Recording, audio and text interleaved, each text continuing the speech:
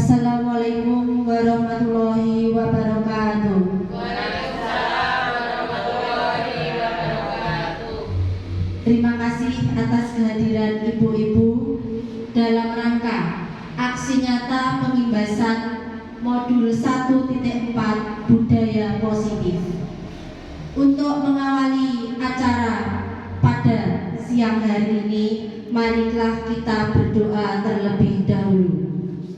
Berdoa mulai.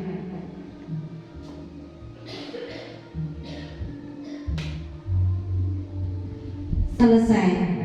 Terima kasih. Untuk acara yang pertama, marilah kita bersama-sama menyanyikan lagu Indonesia Raya. Kepada para hadirin dimohon berdiri.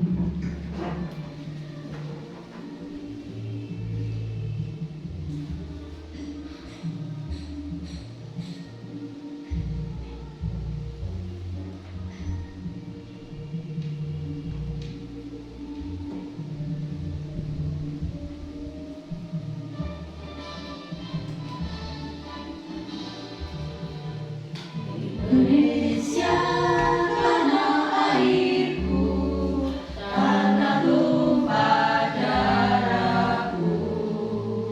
Di sanalah aku berdiri, jadi pandu hidupku. Indonesia perasaanku, bangsa dan tanah airku. Marilah kita berseru, Indonesia bersatu. Hiduplah tanahku, hiduplah negeriku, bangsaku, rakyatku semuanya. Bangunlah jiwanya, bangunlah badannya untuk Indonesia Raya. Indonesia Raya, merdeka, merdeka, tanahku, negeriku yang ku cinta. Indonesia Raya, merdeka, merdeka, hiduplah Indonesia Raya. Indonesia Raya, merdeka, merdeka, tanahku, negeriku yang ku cinta. Indonesia Raya, merdeka, merdeka, hiduplah Indonesia Raya. Terima kasih. Para ibu-ibu disilakan duduk kembali. Menginjak acara berikutnya, saya minta untuk Ibu Kepala Sekolah memberikan sambutan. Mohon Ibu.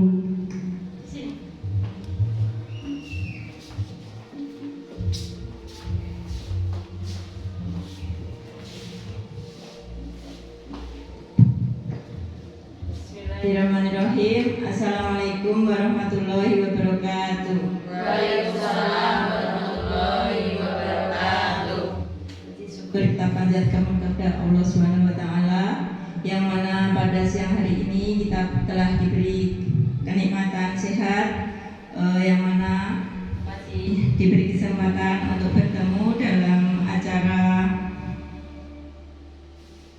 Diseminasi positif. Diseminasi budaya positif. diseminasi budaya positif.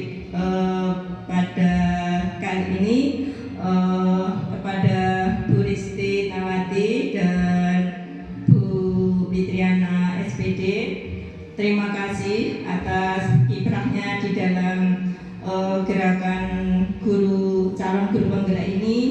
Harapan saya semoga menginspirasi teman-teman kita yang belum lolos, yang sudah sudah berumur seperti ibu-ibu yang tidak ada kesempatan untuk menggerak. Kami harap tidak ada jeleknya kalau kita meniru apa yang telah dilaksanakan oleh Bu Risti dan Bu Witri. kami kira hanya itu yang kami sampaikan. Ada kekurangannya minta maaf. Assalamualaikum warahmatullahi wabarakatuh. Waalaikumsalam warahmatullahi wabarakatuh. Ibu-ibu, untuk mengawali presentasi diseminasi budaya positif, marilah kita melakukan ice breaking terlebih dahulu biar tidak ngantuk nggih. Silakan ibu-ibu berdiri dulu, kita ice breaking bersama-sama. Siap, Bu. Dua ibu-ibu ke depan saja ibu-ibu nggih. Ke depan Bu, ke depan. Ke depan, ke depan.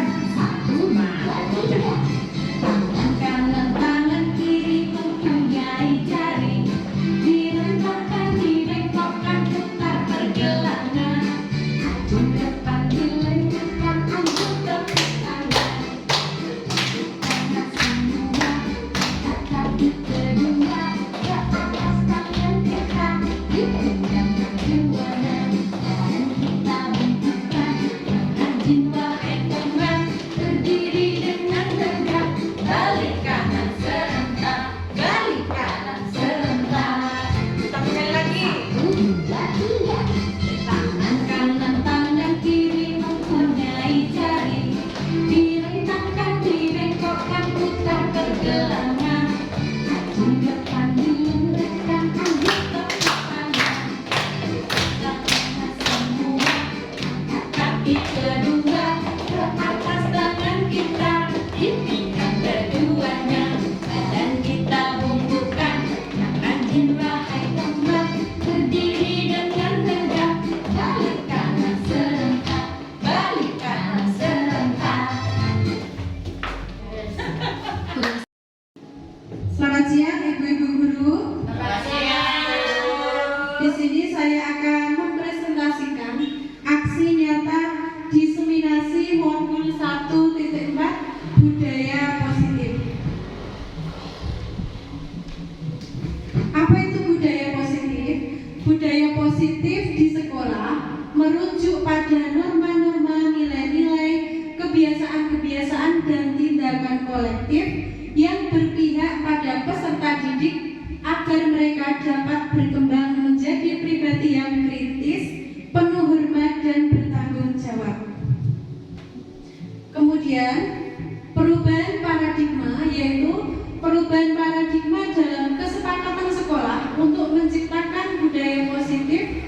Perubahan ini dengan pendekatan teori kontrol ke teori stimulus respon, menghindari ketidaknyamanan hukuman, dirubah dengan membuat kesepakatan.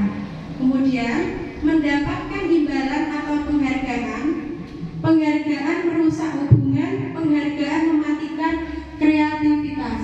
Kemudian menghargai nilai-nilai sendiri, memberikan kebebasan murid untuk mengungkapkan apa keinginannya. Perubahan paradigma yang harus dirubah, yaitu guru sebagai pengontrol dirubah menjadi guru sebagai fasilitator.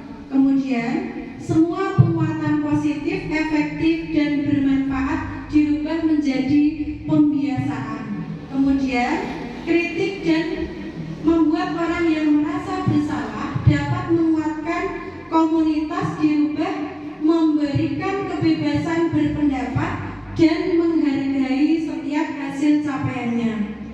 Yang terakhir, orang dewasa memiliki hak dan hak untuk memaksa dirubah menjadi kesepakatan bersama.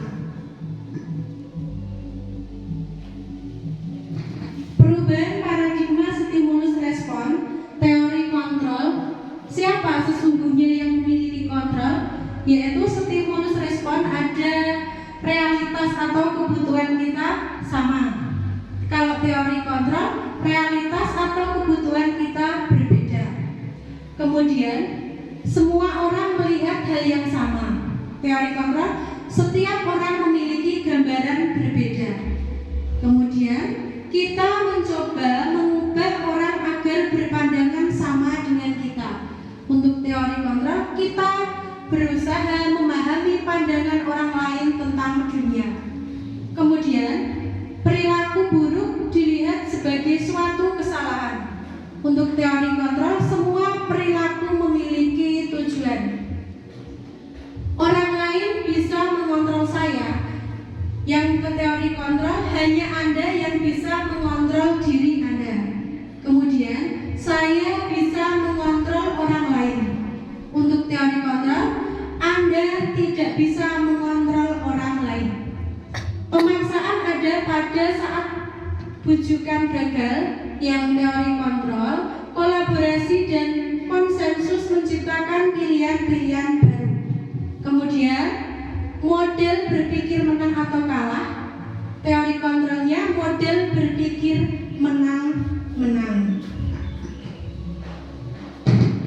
Di sini, apa makna disiplin? Dari Ibu Guru, ada yang tahu disiplin? Tepat waktu, Bu. Oh ya, tepat waktu. Yang lain? Mentaati peraturan. Ya, seperti itu ya. Coba kita bahas di slide selanjutnya. Apa itu makna disiplin? Disiplin berasal dari bahasa Latin discer yang berarti belajar. Dari kata ini timbul kata disiplina yang berarti pengajaran atau pelatihan. Disiplin diri membuat orang menggali potensinya menuju sebuah tujuan apa yang dia hargai. Kecenderungan umum adalah menghubungkan kata disiplin dengan ketidaknyamanan, bukan dengan apa yang kita hargai atau pencapaian suatu tujuan mulia. Dalam budaya kita, disiplin menjadi sesuatu yang dilakukan seseorang pada orang lain untuk mendapatkan kepatuhan. Di sini, disiplin yaitu kemampuan memerintah diri sendiri dalam mengontrol dan menguasai diri untuk memilih tindakan yang mengacu pada nilai-nilai yang kita hargai dengan penuh tanggung jawab tanpa terperintah orang lain. Nah, di sini maksud nilai-nilai di atas adalah nilai kebajikan. Nilai kebajikan yang ingin dicapai oleh setiap anak Indonesia yang kita kenal dengan profil pelajar Pancasila, yaitu apa saja? Beriman, bertakwa kepada Tuhan Yang Maha Esa, berakhlak mulia, mandiri, bernalar kritis, berkebinekaan global, bergotong royong, dan kreatif. Ya, itu adalah profil pelajar Pancasila. Ada kebutuhan dasar manusia. Jadi seluruh tindakan manusia memiliki tujuan tertentu. Semua yang kita lakukan adalah usaha terbaik kita untuk mendapatkan apa yang kita inginkan. Ketika kita mendapatkan apa yang kita inginkan, sebetulnya saat itu kita sedang memenuhi satu atau lebih dari satu kebutuhan dasar kita. Kebutuhan manusia ada 5, yaitu cinta kasih, kemudian penguasaan, kesenangan, kebebasan, yang kelima bertahan hidup. Yang pertama, kebutuhan dasar manusia yaitu kebutuhan dasar bertahan hidup. Kebutuhan yang bersifat fisiologis untuk bertahan hidup, misalnya kesehatan, rumah, dan makanan. Kebutuhan biologis sebagai bagian dari proses reproduksi termasuk kebutuhan untuk tetap bertahan hidup. Komponen psikologis pada kebutuhan ini meliputi kebutuhan akan perasaan aman. Yang kedua, kebutuhan kasih sayang dan rasa diterima, meliputi kebutuhan akan hubungan dan koneksi sosial, kebutuhan untuk memberi dan menerima kasih sayang, dan kebutuhan untuk merasa menjadi bagian dari suatu kelompok. Kebutuhan ini juga meliputi keinginan untuk tetap terhubung dengan orang lain seperti teman, keluarga, pasangan hidup, teman kerja, binatang peliharaan, dan kelompok di mana kita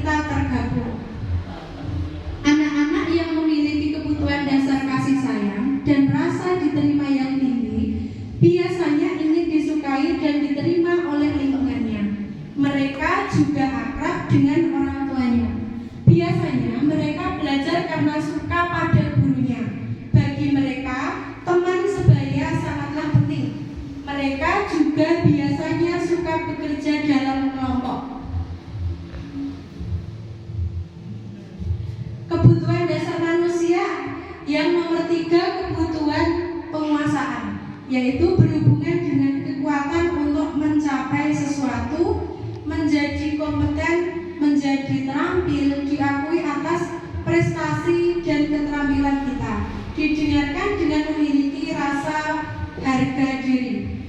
Kebutuhan ini meliputi keinginan untuk dianggap berharga, bisa membuat perbedaan, bisa membuat pencapaian, kompeten, diakui, dihormati.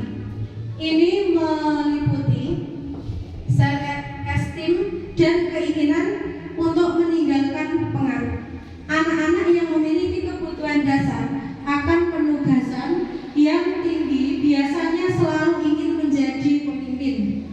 Mereka juga suka mengamati sebelum mencoba hal baru dan merasa kecewa bila melakukan kesalahan. Mereka juga biasanya rapi dan sistematik dan selalu ingin mencapai yang terbaik. Kebutuhan kebebasan adalah kebutuhan akan kemandirian, otonomi, memiliki pilihan dan mampu mengendalikan arah hidup seseorang. Anak-anak dengan kebutuhan kebebasan yang tinggi menginginkan pilihan, mereka perlu banyak bergerak, suka mencoba, tidak terlalu terpengaruh orang lain dan senang mencoba hal baru dan menarik. Yang terakhir, kebutuhan kesenangan. Di sini kebutuhan kesenangan yaitu bermain dan tertawa. Anak-anak mencari kesenangan, dan kesenangan yang tinggi biasanya ingin menikmati apa yang dilakukan. Mereka juga bisa berkonsentrasi tinggi saat mengerjakan hal yang disenangi. Mereka suka permainan dan suka mengoleksi barang, suka bergurau, suka melucu dan juga menggemaskan.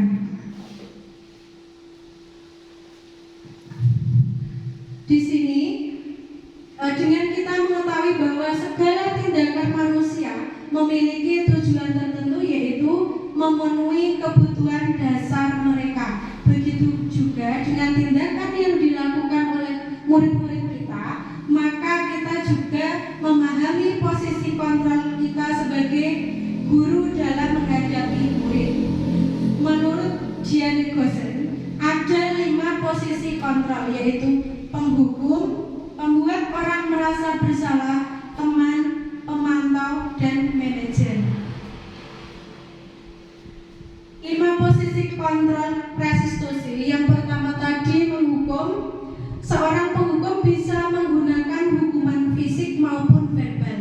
Orang-orang yang menjalankan posisi penghukum senantiasa mengatakan bahwa sekolah memerlukan sistem atau alat yang dapat lebih menekan murid-murid lebih dalam lagi.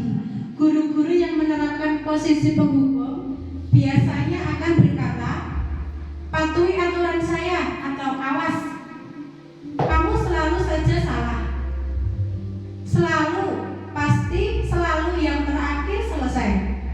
Di sini guru senantiasa percaya hanya ada satu cara agar pembelajaran bisa berhasil, yaitu cara dia.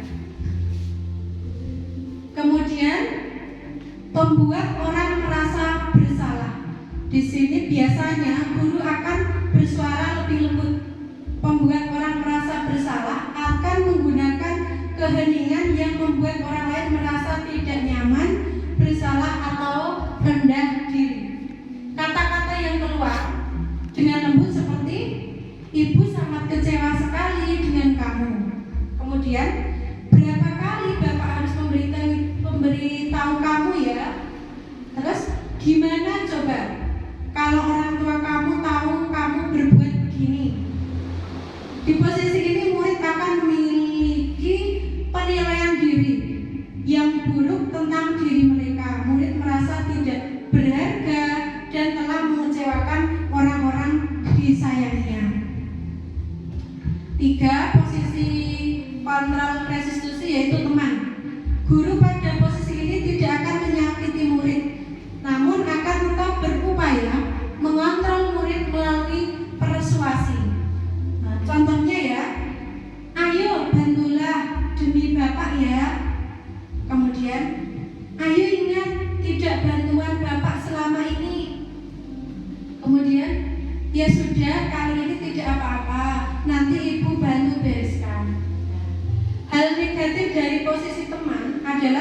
bila suatu saat guru tersebut tidak membantu, maka murid akan kecewa dan berkata, "Saya pikir Bapak atau Ibu teman saya." Murid merasa dikecewakan dan tidak mau lagi berusaha. Hal lain yang mungkin timbul adalah murid hanya akan bertindak untuk guru tertentu dan tidak untuk guru lainnya. Murid akan tergantung pada guru tersebut. Yang keempat, monitor atau pemantau. Di sini yang dimaksud memonitor yaitu mengawasi. Pada saat kita mengawasi, kita bertanggung jawab atas perilaku orang-orang yang kita awasi. Posisi pemantau berdasarkan pada peraturan-peraturan dan konsekuensinya. Dengan menggunakan sanksi atau konsekuensi, kita dapat memisahkan hubungan pribadi kita dengan murid. Sebagai seseorang yang menjalankan posisi pemantau, pertanyaan yang diajukan seorang pemantau biasanya, peraturannya apa? Apa yang telah kamu lakukan? Sanksi atau konsekuensinya apa? Seorang pemantau sangat mengandalkan penghitungan, catatan, data yang dapat digunakan sebagai bukti atas perilaku seseorang. Posisi ini akan menggunakan stiker, slip catatan, daftar cek. Posisi monitor sendiri berawal dari teori stimulus respon yang menunjukkan tanggung jawab guru dalam mengontrol murid. Yang terakhir, manajer. Di sini pada posisi manajer adalah posisi mentor. Guru berbuat sesuatu bersama dengan murid, mempersilahkan murid, mempertanggungjawabkan perilakunya, mendukung murid agar dapat menemukan solusi atas permasalahannya sendiri. Kemudian, seorang manajer telah memiliki keterampilan di posisi teman maupun pemantau. Dan dengan demikian, bisa jadi di waktu-waktu tertentu kembali kepada kedua posisi tersebut bila diperlukan. Namun, bila kita menginginkan murid-murid kita menjadi manusia yang merdeka, mandiri, dan bertanggung jawab, maka kita perlu mengacu kepada restitusi yang dapat menjadikan murid kita seorang manajer bagi dirinya sendiri. Di manajer, murid diajak untuk menganalisis kebutuhan dirinya maupun kebutuhan orang lain. Di sini, penekanan bukan pada kemampuan membuat konsekuensi, namun dapat berkolaborasi dengan murid bagaimana memperbaiki kesalahan yang ada.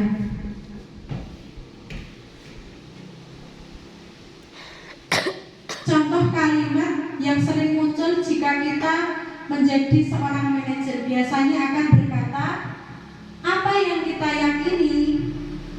Kemudian, "Apakah kamu meyakininya? Jika kamu meyakininya, apakah kamu bersedia memperbaikinya?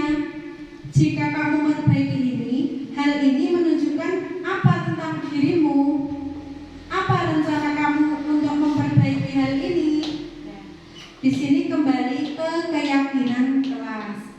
Kemudian, tugas seorang manajer bukan untuk mengatur perilaku seseorang. Kita membimbing murid untuk dapat mengatur dirinya. Seorang manajer bukannya memisahkan murid dari kelompoknya, tapi mengembalikan murid tersebut ke kelompoknya dengan lebih baik dan kuat. Bisa jadi dalam praktik penerapan disiplin sehari-hari, kita akan kembali ke posisi teman atau pemantau. Karena murid yang ditangani belum siap diajak berdiskusi atau diundang melakukan restitusi. Namun perlu disadari, tujuan akhir dari 5 posisi kontrol seorang guru adalah pencapaian posisi manajer, di mana di posisi inilah murid dapat menjadi pribadi yang mandiri, merdeka, dan bertanggung jawab atas segala perilaku dan sikapnya, yang akhirnya dapat menciptakan lingkungan yang positif, nyaman, dan aman. Setelah kita memahami 5 posisi kontrol guru terhadap murid, selanjutnya di dalam menciptakan budaya positif di sekolah, kita dapat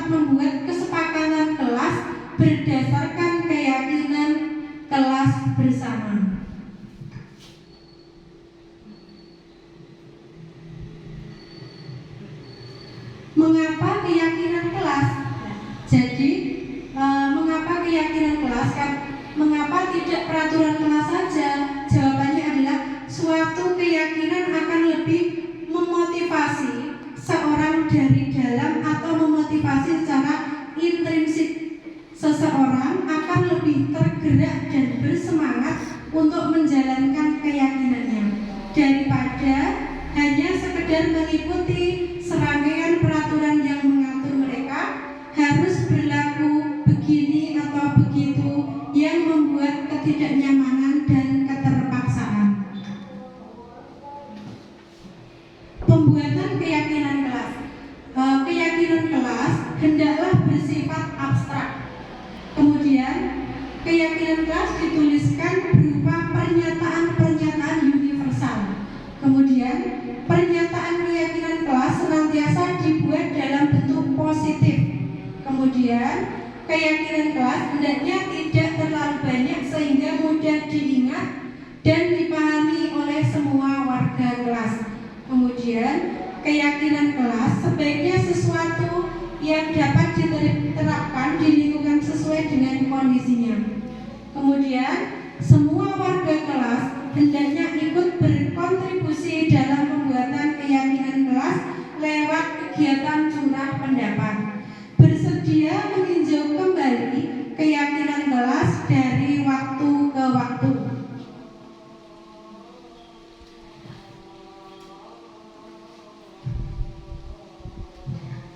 Bapak Ibu guru, siapa yang bisa memberikan contoh keyakinan kelas antara lain apa? Misalnya di kelas. Disiplin waktu, Bu. Disiplin waktu. Kemudian apa lagi? Bertanggung jawab. Bertanggung jawab. Apa lagi? Tidak boleh gaduh. Tidak boleh gaduh. Seragamnya harus tepat. Iya, seragamnya harus tepat. Ya, harus sesuai dengan aturan yang berlaku. Yaitu tadi contoh-contoh keyakinan kelas. Kita lanjut lagi. Ya, Bapak Ibu guru, di sini kita mencoba melakukan diskusi keyakinan kelas, ya. Nanti saya beri sticky note. Nanti kalau sudah ditempelkan di papan.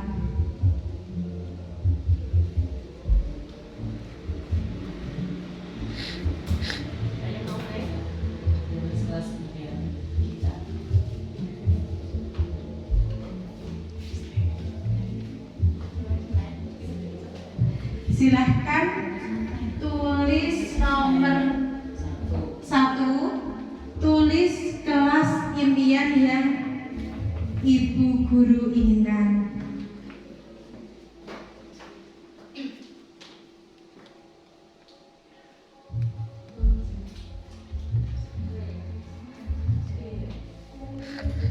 Kelas impian yang Ibu guru inginkan.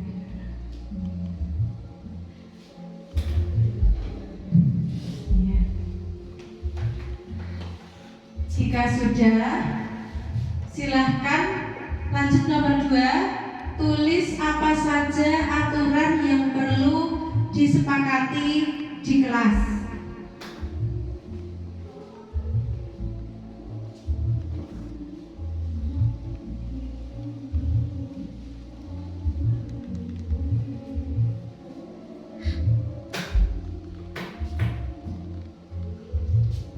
Sudah?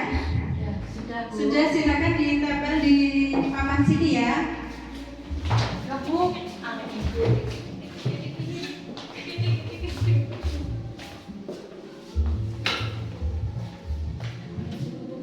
Tidak bisa. Gue kan. Itu labnya tidak nemplok, Bu. Tidak apa-apa, nanti Ibu guru ambil. Oh, masih kurang BK. Pulpennya habis, Bu. Ini Saya kira dulu ya, Kak.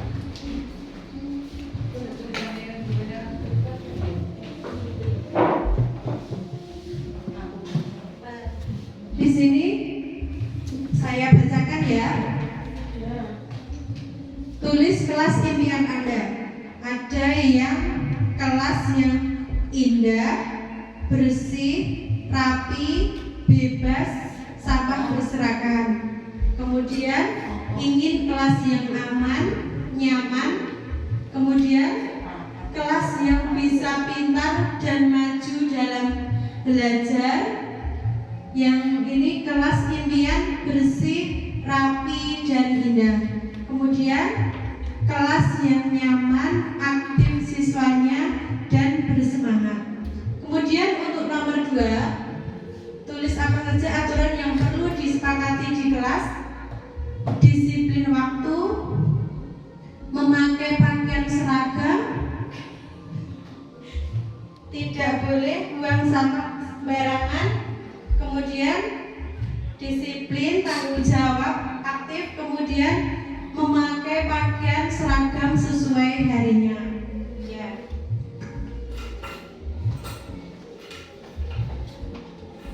Kalimat disepakati menjadi keyakinan kelas dengan kalimat positif. Nah, di sini ada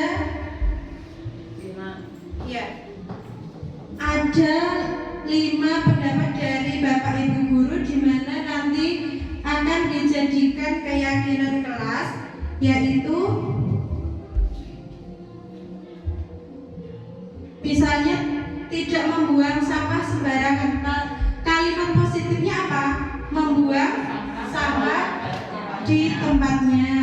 Ya, kemudian aturan disiplin waktu. Keyakinan kelasnya disiplin waktu. Kemudian memakai pakaian seragam sesuai harinya. Keyakinan kelasnya disiplin. Ya, termasuk itu ya. Kemudian membuang sampah di tempatnya tadi termasuk bertanggung jawab. Ya. Kemudian piket berangkat lebih awal juga termasuk bertanggung jawab dan disiplin. Ya.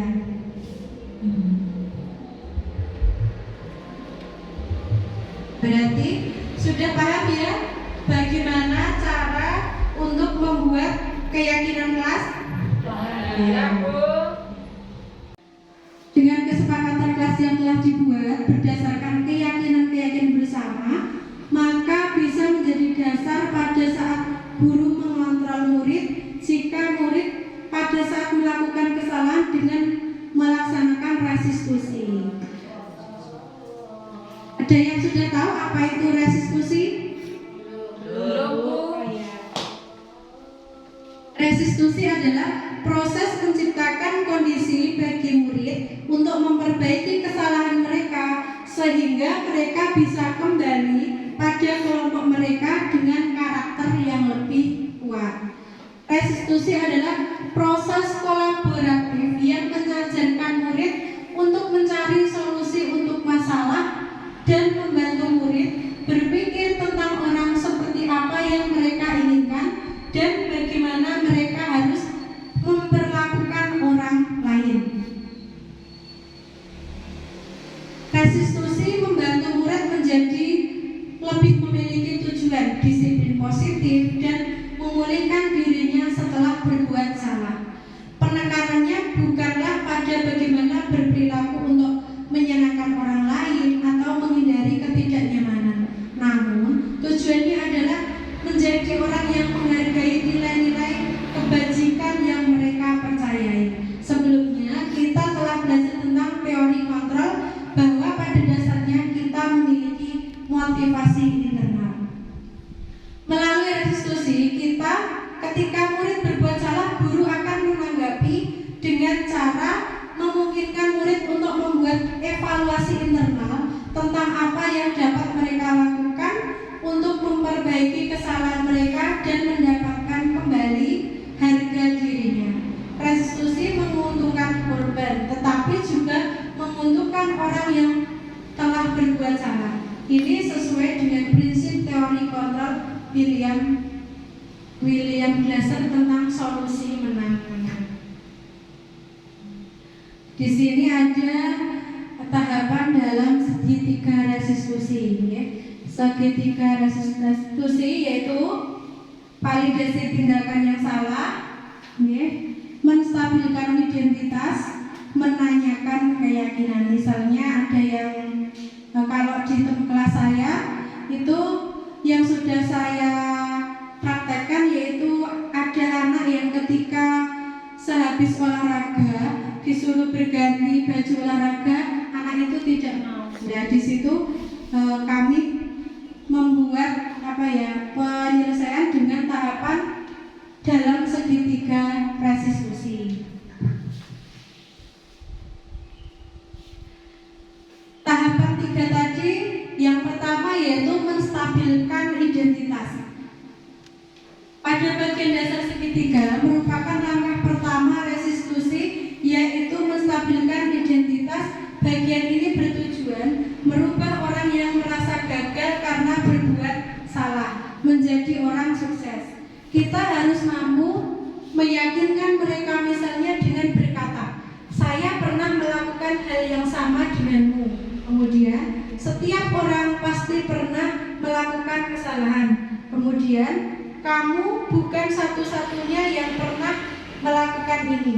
Kemudian, ketika seseorang dalam kondisi emosional, maka otak tidak mampu berpikir rasional. Kondisi ini sangat tepat kita gunakan untuk menstabilkan identitas. Kita membantu menenangkan mereka dan mencari solusi untuk permasalahannya. Kedua, validasi tindakan yang salah. Nah, di validasi tindakan yang salah ini, menurut teori kontrol, semua tindakan pasti memiliki tujuan, entah baik ataupun buruk. Kita tidak menolak murid yang berbuat salah, maka mereka akan tetap dalam masalah.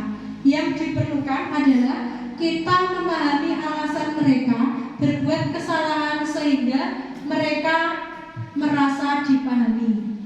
Dalam memvalidasi tindakan yang salah, kita bisa menggunakan contoh kalimat, kamu tentu punya alasan mengapa melakukan itu. Seperti kelas 4 tadi, pasti punya alasan dia tidak mau berganti baju setelah olahraga. Kemudian, adakah cara yang lebih efektif untuk mendapatkan apa yang kamu butuhkan? Yang ketiga, menayakan keyakinan.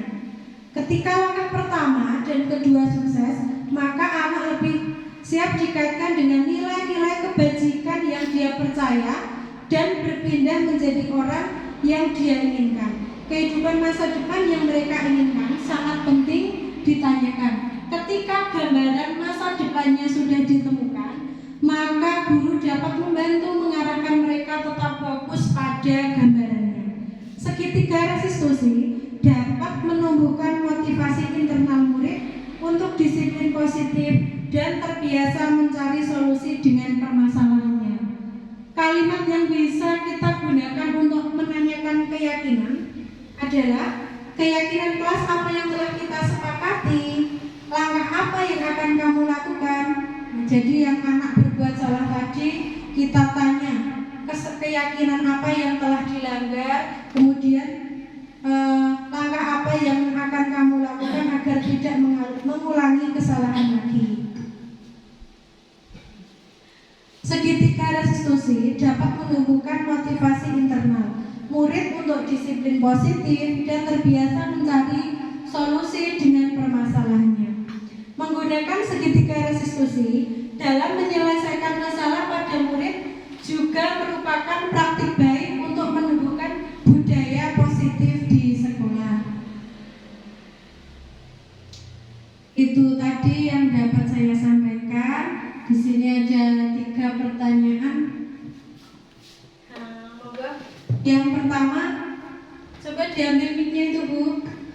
Bagaimana perasaan Bapak atau Ibu setelah menerima materi tersebut?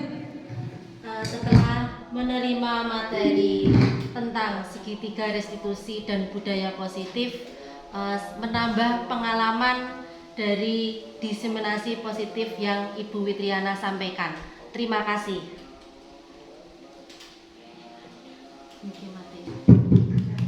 Ya, terima kasih Ibu Ristinawati. Ya, tadi yang diberikan pendapat dari Ibu Ristinawati tentang segitiga restitusi. Kemudian yang nomor 2, siapa? Materi mana yang menurut Bapak Ibu menarik dari yang saya presentasikan tadi? Ya. Ada dari saya sampaikan materi yang menurut saya menarik ya Bu. Iya, Bu. Yang menurut saya menarik yaitu materi tentang segitiga restitusi. Tadi sudah disebutkan contohnya dan bagaimana cara menerapkannya di kelas. Tadi ada anak yang susah sekali, misalnya berganti pakaian saat setelah selesai sekolah, setelah selesai olahraga. Nah, kita jadi tahu bagaimana cara menanggulanginya dengan cara segitiga restitusi. Terima kasih Bu Eka. Soal yang terakhir, adakah yang sudah dilaksanakan? Tadi keyakinan kelas tadi ada yang sudah dilaksanakan belum? Coba. Ya, terima kasih. Saya rasa kita di sekolah ini sudah mempraktekkan segitiga restitusi dari berbagai karakter anak, di mana anak itu anak di SD Negeri 1 Karangtengah itu sangat unik. Ya. Jadi kita semuanya itu sudah melaksanakan